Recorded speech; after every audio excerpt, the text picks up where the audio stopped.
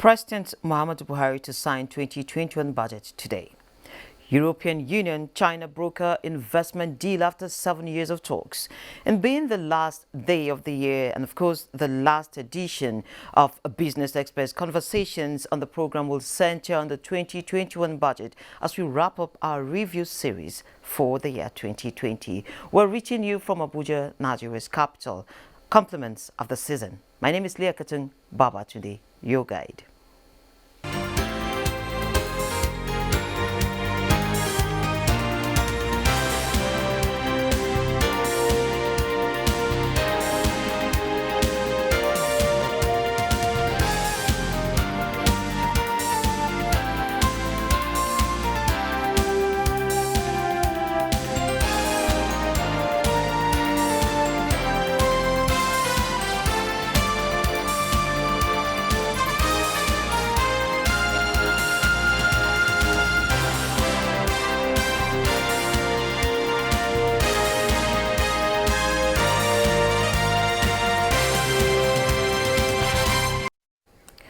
President Muhammadu Buhari is expected to sign the 2021 appropriation bill into law today, Thursday.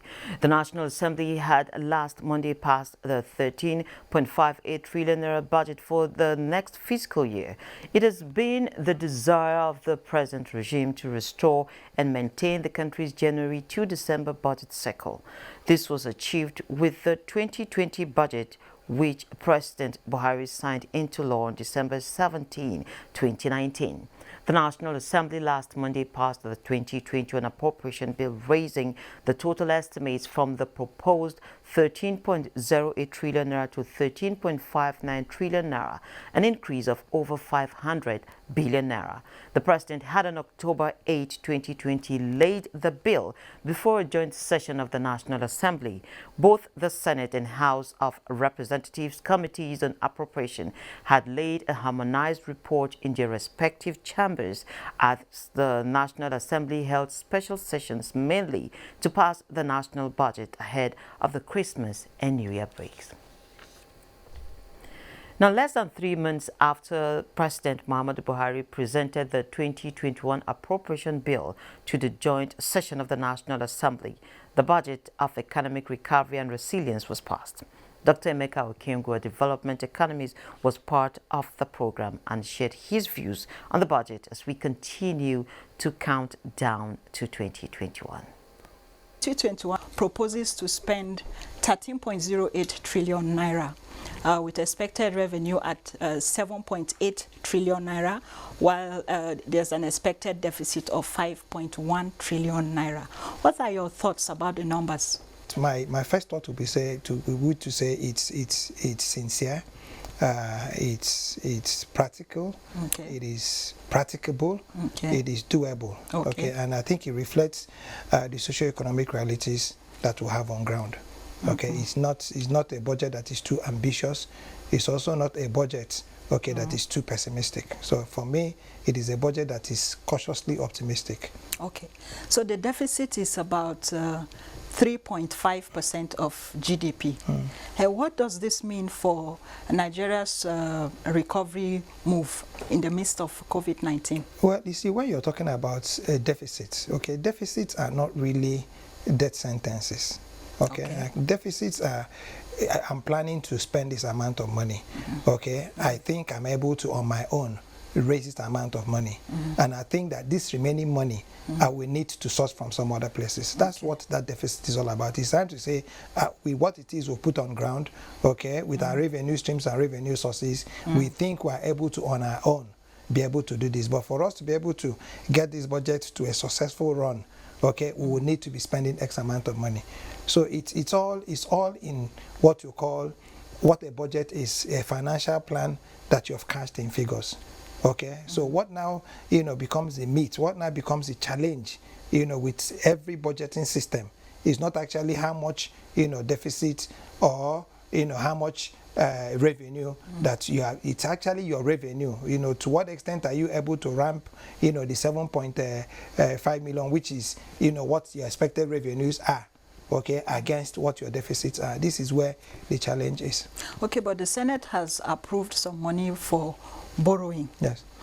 What do you think that Nigeria should be going the way of borrowing, being that Nigeria as well as other countries on the continent have been said to have borrowed heavily? There are two ways you look at borrowing. Okay. Okay.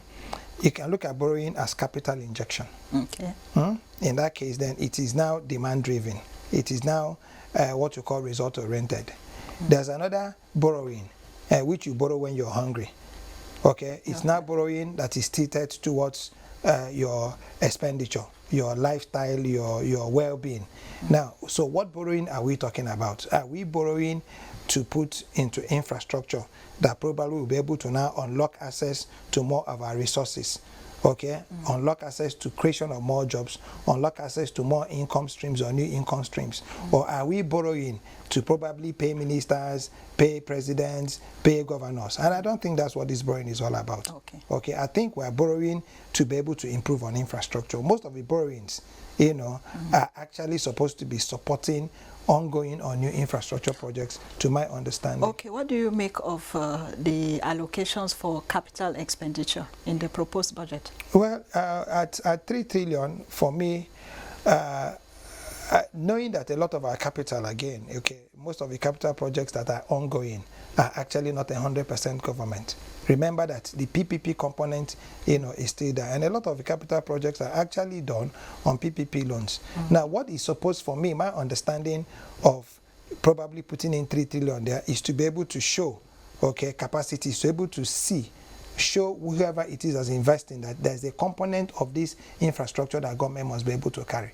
Okay, now if you do that and you're able to support what it is you're doing, then getting this your required, you know, external funding, okay, which is now what you call borrowing, now becomes a little easier. So 3 trillion is not too good for a country that's had, you know, the years of infrastructure law, infrastructure deficit that Nigeria has had. But like I said to you, the socio-economic realities on ground, okay, might not also allow us to be able to do some more, especially when you're talking about now, you know, our debt to GDP, which is also very, very critical and a major consideration when you want to borrow more money. Okay. Now, the performance of annual national budget is dependent on the level of financial releases to ministries, departments, and agencies of government, and revenue generation in turn determines these disbursements.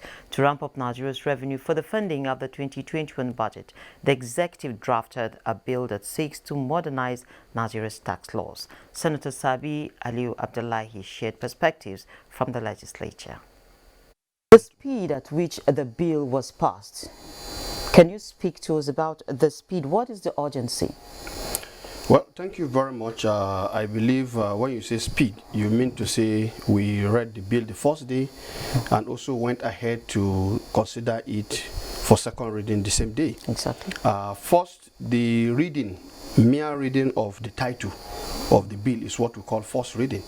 And the second reading is basically to look at the principle and the merit of the bill. It's not to look at the clause by clause of the bill. So for me, what I want to say is that the urgency here stems from the fact that the Finance Bill 2020 is tied down to the 2021 appropriation bill. And basically, we are looking at the revenue profile. And so we believe if the intendment of the finance bill is to look at a way of showing up our revenue base, then we definitely have to ensure that the finance bill is passed before we even pass the appropriation bill, so that, of course, with the finance bill signed into law, it means it can begin to take effect when 2021 Appropriation Act is finally signed into law. Okay, so what are the implications of this very finance bill to the nation's economy? Well, first, let's refresh our mind to the fact that, of course, with the recession, which is occasioned by the COVID-19 pandemic, which is actually a global phenomenon because every economy was hit by this COVID-19 pandemic, and of course, even before now, the Night Senate was actually desirous of looking at the revenue side of of appropriation, because we believe, yes, we've been borrowing, and we believe we have some capacity in-house which we have not exploited fully. And so the intendment was for us to deepen our searchlight on the revenue, side of the appropriation, and in doing so we've started engaging the revenue generating agencies and all the ministries, departments and agencies, and the idea here is to look at all the areas. Now the finance bill encompasses so many things, in particular the tax, and so the intendment here is for us to broaden the tax base, to close all leakages where we have not been performing very well. And if we do that, of course that means more revenue into our federation account, and with more revenue into federation account, then we can actually begin to see a drop in borrowing to fund our budget. I was actually going to ask you, still going back to the issue of taxes and remittances, what are the likely changes we're going to see? Well, I guess here what we're trying to do is to look at the tax burden, especially that we have this COVID-19, economic challenges. We realize that the small and medium enterprises, for example, are heavily impacted, and so to ease the burden on them, there are changes that are being contemplated in the body of the finance bill, to give them some succor in terms of both what they are going to be charged, and then in terms of duration within which they will begin to be charged. So these and some other provisions that has to do with incentives, so that certain time period are provided to them within which they should not be taxed. So all these were intended to see how we can get economic activity back on track, so that the economy can be stimulated for us to see a growth in our GDP. Okay, looking at now, from the conversation, no doubt a budget cannot be fully implemented without borrowing. But again, when borrowing, for what should you borrow? Professor Kennifer gave insight in this conversation.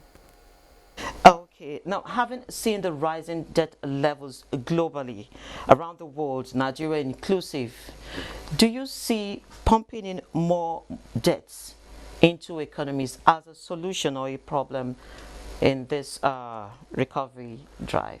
First is the rise is unexpected, because the rapid rise is connected with the COVID incidents. And we haven't found a cure, and we haven't found a solution. So we're still awaiting. But meanwhile, the pressure on all the economies you mentioned is still climbing. So I cannot see an immediate end to the borrowing, because if you don't have savings and you have lots of things to spend money on, especially when it comes to health, you have no choice than to borrow. But obviously there's a story behind it, that there has to be prudence in the borrowing, there has to be transparency, and there has to be accountability. And Nigeria is well prepared, because we have an subsisting 2007 FRA Act that organizes us with institutional framework, which is the FRC, to make sure that we comply, we get people to comply. It's not always the same with many of these countries. Many of them don't even have an enabling law to organize the borrowings. But it's inevitable. Okay, now still remaining at home now, and thankfully, of course, we have the IFRC in place. What will be your take on Nigeria's borrowing plan? Now, we've seen rising debts also in Nigeria, and in some minutes, the minister will be giving a breakdown on, of course, the debt proposal for 2021. Nigeria, first of all, we are under-leveraged when it comes to borrowing. I know people are scared, but what they are scared of is our ability to repay. Internally, we have our own internal benchmark of about 25% debt to GDP. We're only around 20 now, and the conventional wisdom in international balance is 40%. So we have considerable headroom in terms of borrowing. And there's a necessity to borrow because we have the crisis, but also the infrastructure. They are necessary to attract investment, either domestic or foreign. You've got to have the infrastructure. And we have serious gap on transport infrastructure and road and all of that. But having said that, where the crisis lie, or where there is fear of possible fiscal meltdown, is on the debt service to government revenue. And that is, in fact, that has come down on the new budget. It was over 50% last year. Now it's 41% this year. So it's climbing down for some reason. But that is where it is. And but you also have to match this with the fact that Nigeria is the lowest tax to GDP in West Africa. We're about 6-7% of our tax revenue to GDP. Ghana is 18%. The whole of West Africa average 15%. South Africa 22%. So we are so far away in increasing tax to buttress revenue. And I know why the government is slowing that, because we are a low tax constituency, and you don't want to tax away and send away all the companies that are giving you the revenue. So we are getting there, you know, but there's some pain that we are having to take, but we're inevitably moving in the right direction. Okay, so we've also had the issues around this same borrowing concerns from people saying that, oh, this is sort of another colonization, because these big economies and multilaterals keep borrowing, and then you see nations just borrowing away. What will be your take on that? Well, what you're saying is true to some extent, but it is something that is attributable to China's type of contract that they are giving out, and where there are some substantial waiver of sovereign immunity in the contract. So that is a huge concern, and I know we've experienced one of them on the 400 or something, but we have our eyes wide open to make sure that we scrutinize any future contracts to ensure that we don't sell our sovereign rights. So that's very, very, very big concern. But it's not the same. You can't have that on the multilateral development banks. You know, the World Bank, ADB, they're not in that sort of game, and they scrutinize what they are lending you money to. They know that there is FRA law that talks about debt sustainability against particular, and then also making sure that what you are borrowing the money for is capable of it. So they know all that, and so they take part in disbursement. No objection. They follow. They go and monitor. Okay, but you don't have that stringent regime with bilateral loans. Okay, now back to the multilateral lenders you spoke about. There's also the concern of the conditionalities that come with these loans they give to nations that have popped up here and there. Also in Nigeria, we're having people raise those sort of concerns. Now, some schools of thought but not like the IMF conditionalities, or that's a different ball game. Of course. But there are some that are useful, because, you know, what business do you really have, for example, subsidizing petroleum products? You don't subsidize consumption. You subsidize production. You take money and subsidize those who are going to be producing the refined products, 75 licenses, rather than take 1 trillion and then use it to subsidize consumption that you have no control over. And many of those products are crossing the border. You are subsidizing some other person. So it doesn't make sense. So we have to come to terms with those. And the government-owned refineries are just not working. And so what do you want to do? Instead of taking $3 billion and giving it to go and reactivate government-owned refineries, give that as loan to 30 modular refineries, and they will give you more fuel, and then revamp the economy, create more jobs and more downstream. So that's a more sensible way to go about this. And away from the discussions on surviving COVID-19 series today is a young entrepreneur, Uka David. Let's see what he offers to his customers. Surviving COVID-19 series is brought to you in partnership with the Central Bank of Nigeria. My name is Uka David. I'm into the processing of tiger nuts for milk and its flour. I was able to access 8 million naira from the CBN Access Intervention Scheme for the expansion of my operations. With the aid of this scheme, I've been able to get machineries that have been needed and a vehicle to support the distribution of my products. I've also been able to employ at least 5 people for now to help me in my operations. I want to use this medium to thank the CBN governor, specifically Dr. Godwin Emefiele and the CBN, for this program. This intervention has really changed the operations of my business, and I am really grateful for this.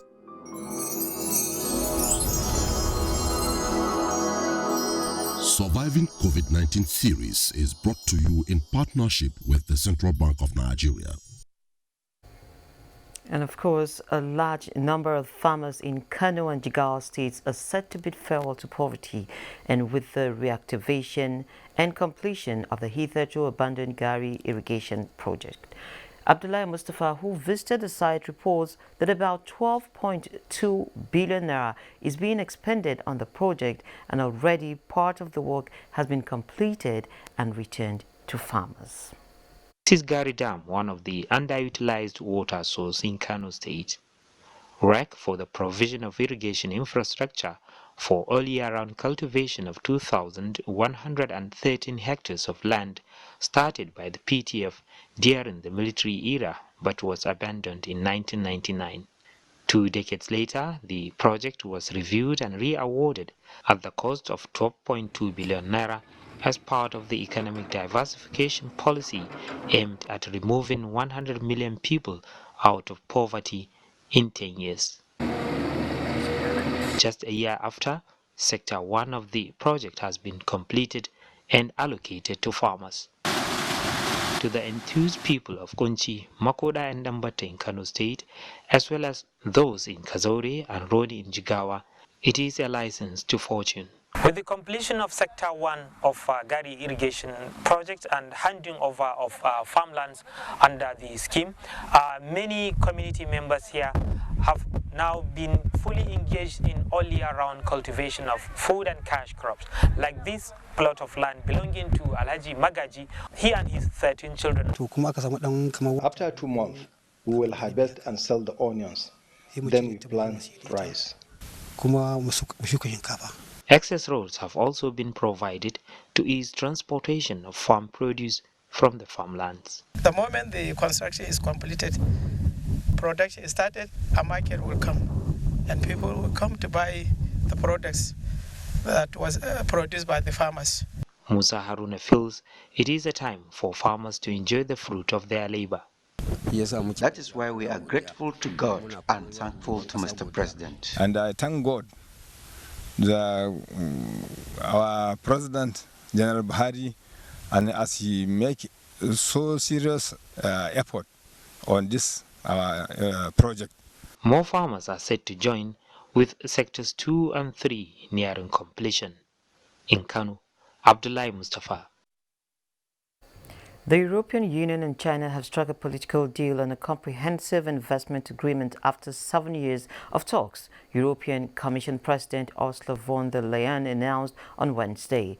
Von der Leyen said on Twitter that the EU has the largest single market in the world and they are open for business but attached to reciprocity, level playing field and values as the EU and China concluded in principle negotiations on an investment agreement. The announcement comes after Chinese President Xi Jinping spoke to French President Emmanuel Macron, German Chancellor Angela Merkel, and von der Leyen via a video conference on Wednesday. The agreement still needs to be ratified, a process that could last several months according to an EU official.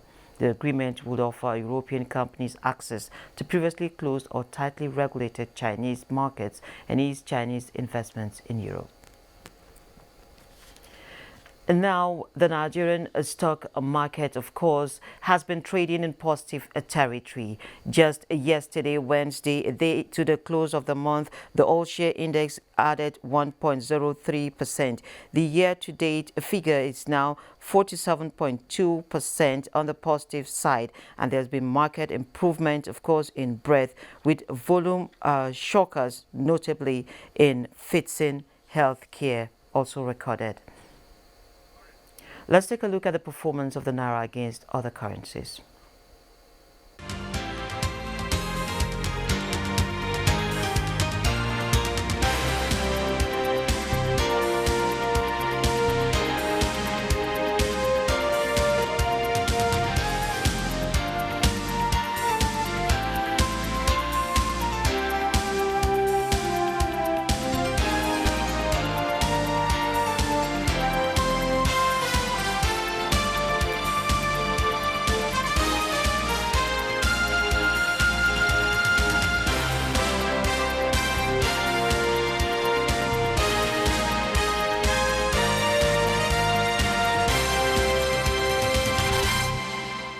It's New Year's Eve and most markets around the globe are closed for the holidays. Let's join Boss Day Abel for Global Markets.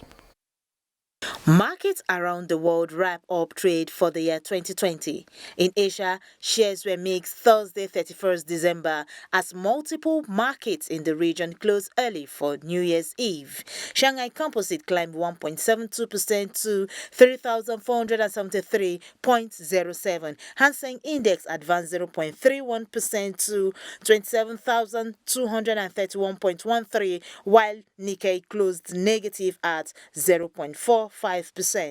For the U.S., stock futures were largely flat early Thursday morning as Wall Street prepared for the final day of the year. Futures tied to the Dow Jones Industrial Average rose 19 points. Those for the S&P 500 and Nasdaq 100 were also little changed. European stocks closed slightly lower on Wednesday after UK lawmakers approved a Brexit trade deal and investors reacted to further positive COVID vaccine development. However, as at the time of this report, there is yet to be an update for the final trading day for the year 2020. In Africa, most stocks are still maintaining previous figures as the clock continues to tick into 2021. Boss Day Able, Business Express. And this is where we end this edition of Business Express, of course, the last for the year 2020. We value your feedback, so always do keep your comments, observations, and suggestions coming. Be informed that all previous episodes are available on YouTube on the NTA's channel. You can also communicate with us on Twitter, and the handle is NTA News. Now, don't forget to use the hashtag Business Express returns next year on the very first day of the year at 3 p.m.